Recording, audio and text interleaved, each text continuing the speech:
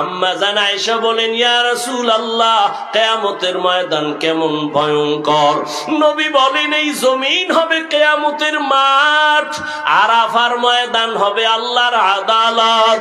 মানুষগুলো সবাই উলঙ্গ দাঁড়ায় যাবে, এই জমিনে সব মানুষ উলঙ্গ দাঁড়াবে।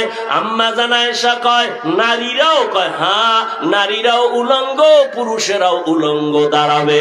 আম্মা জান বলেন, ও নবী, একজনে কি আর একজনারে দেখা লজ্জা পাবে না? নবী কাঁদেন আর বলেন, আয়েশা, ওরে হাসরের ময়দানটা তো কত ভয়ঙ্কর হবে।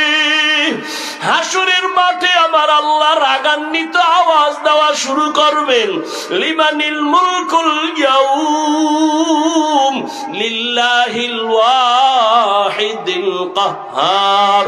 আল্লাহ বলবেন, আজকের এই আদালতের রাজত্ব কার?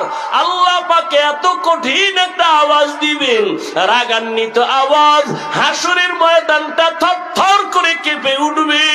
আর আল্লাহ বলবে, সূর্য নিচে নেমে আয়, যত তাপ আছে ছেড়ে দে। নবী বলেন, সূর্যের গরমে জমিনটা মাটি থেকে তামা হয়ে যাবে, মানুষ দাঁড়াইতে পারবে না। সূর্যের গরমে মাথার মগজগুলো ভাতের মারের মতো ফুটবে।